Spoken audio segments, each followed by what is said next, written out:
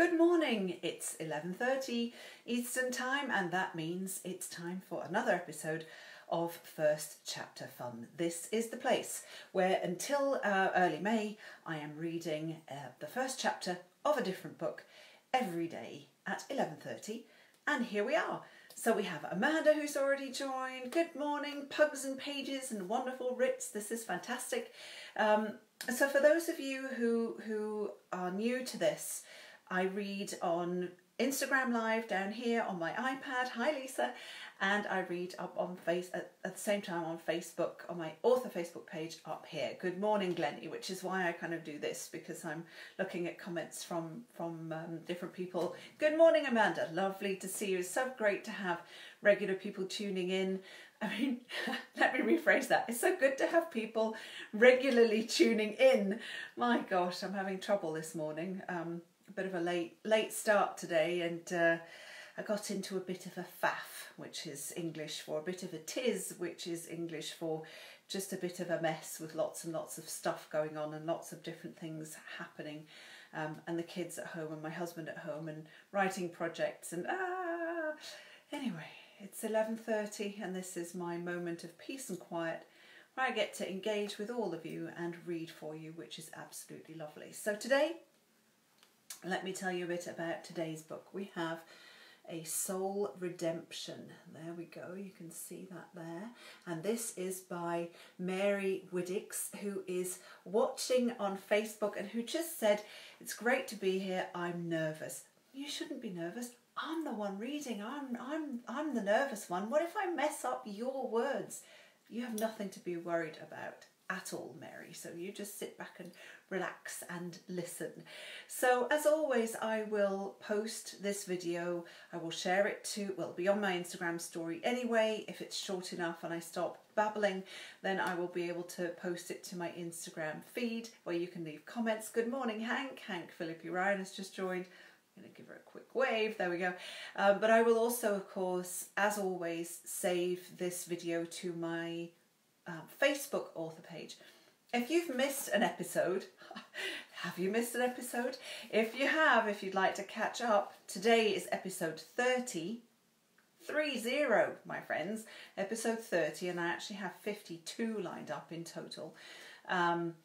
But if you'd like to watch any of them, they are all saved to my Facebook page. You can also find them on my sad and lonely YouTube channel.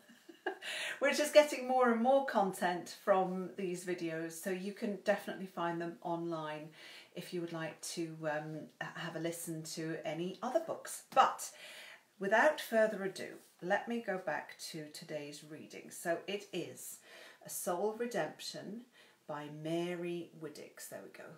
That way you can see it properly. And Judy Rose has just said, "I have not missed a single episode." Well, thank you. That touches my heart. That is so lovely. All right, Mary, are you ready?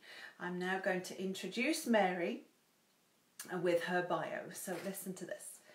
Mary Widdicks was born and raised near Portland, Oregon, and so far all of her books have been set in the Pacific Northwest. At the moment, however, she lives in central Illinois, where the tallest things for miles are cows, corn, and the tales people have to make up to convince anyone to live there in the winter. Sounds a bit like Canada, maybe. I'm not sure. Mary is a firm believer in strong, twisted female characters and unhappy endings. Oh, we're going to be BFFs, Mary. Her internet search history is definitely not safe for the faint of heart or the government. That made me laugh. And actually on my Facebook video, you'll see in the comments, Mary sent me a longer bio, which just made me laugh out loud, because apparently she also lives with 3 growing kids, 2 dogs who refuse to urinate outside, and 2 batshit crazy cats. So I know, it sounds like fun and lots of material for writing. So I am now going to read you the description, or the intro, or what we call the back cover copy of A Soul Redemption, and then I'll go into the first chapter. So here we go. From the author of the best-selling psychological suspense thriller A Mutual Addiction and Folie à Deux, comes the third and final instalment in the Mermaid Asylum series, A Soul Redemption. There can be no sleep without dreams, no love without obsession, and no hope without redemption. Cressida is back in the sleepy fishing town of Silverdale, Oregon, but when teenage girls disappear from the shores of the Mermaid Asylum, Cressida is convinced the disappearances are somehow connected to a mysterious band called the Inmates. Driven by her maddening desire for redemption, Cressida launches an investigation that will force her to question everything she thought was real. All good things eventually come to an end, and some things just end. Cressida has one final opportunity to put her demons to rest, and perchance to dream. So that's the intro. Hey, Mary's also now on Instagram. It's funny, isn't it, doing this dual broadcasting stuff? It's really weird. So that was A Soul Redemption's description. I'll read you the first chapter in a second.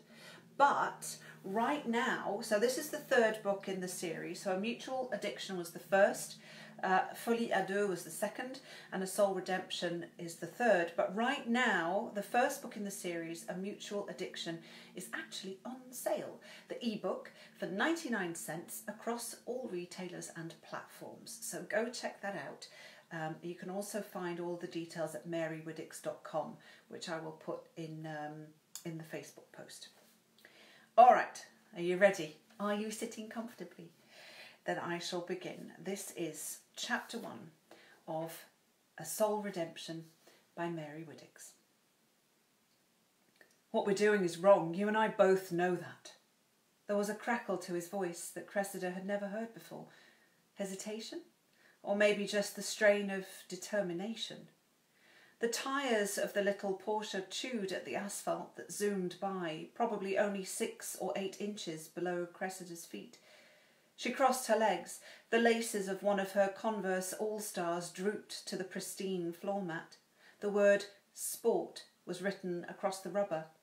Her hands shook as she leaned beneath the dash to cinch the shoe back up. The new car smell made Cressida's throat ache, and a growing lump made it hard to swallow. She twirled one of the laces around her finger, and the dry skin around her cuticles snagged against the plastic nub. The air tasted sterile and synthetic, exactly like Max. Are you listening?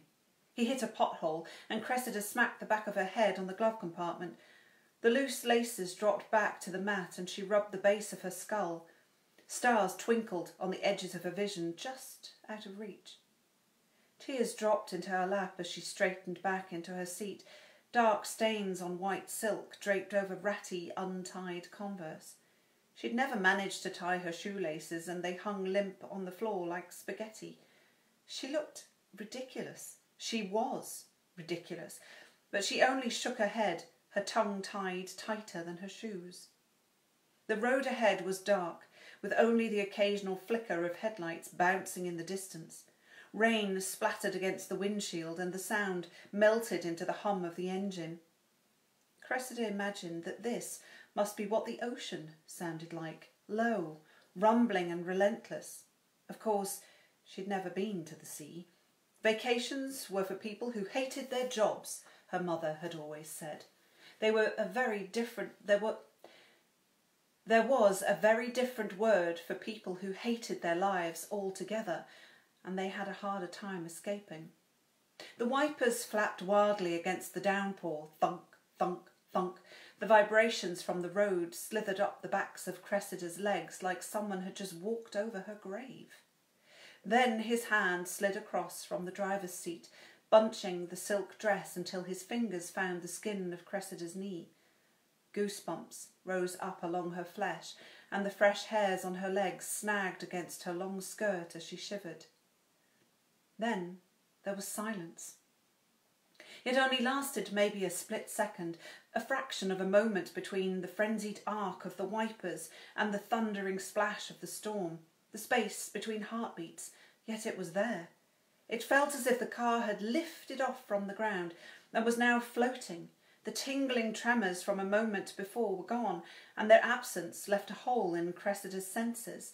For a moment it felt like being not only blind, but completely without sensation. Fuck! He yanked his hand away from Cressida and gripped the steering wheel tight with both fists, knuckles blanching. The engine stilled as he lifted his foot from the gas pedal. He didn't hit the brakes. He couldn't. They were hydroplaning, literally flying down the highway at 80 miles an hour with no ability to slow their advance. No grip, no brakes. They were hurtling out of control. The back tyres seemed to wobble from side to side like a dog wagging its tail, hard to say whether from excitement or fear. Cressida held her breath, and it was as if everything froze. Then the tread on the tyres found the road and bit down hard.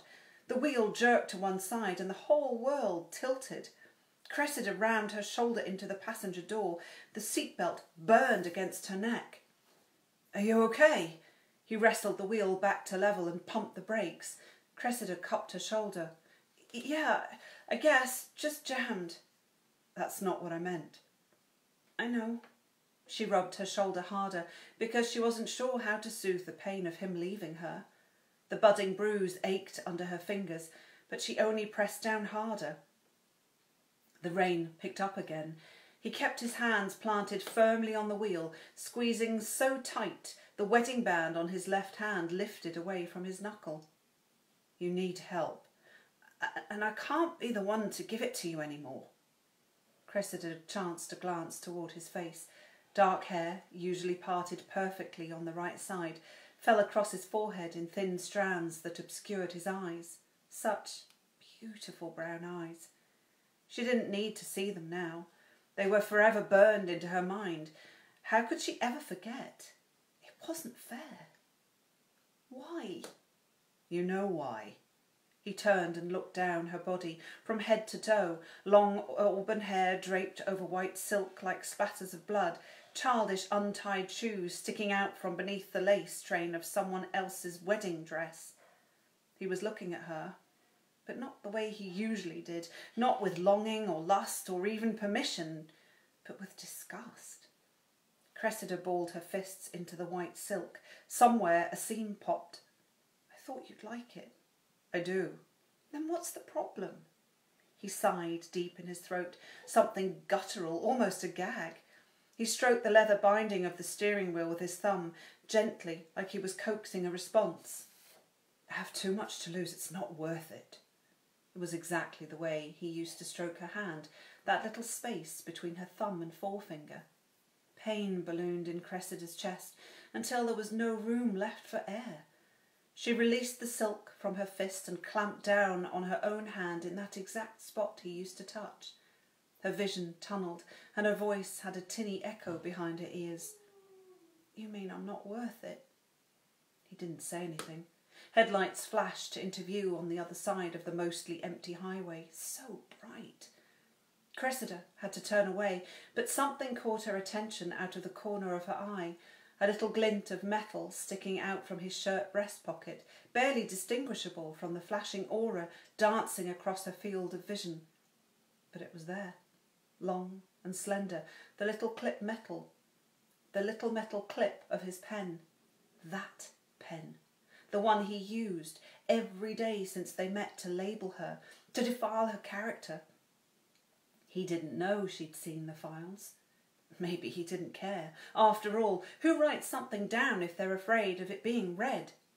Angry, suicidal, alone.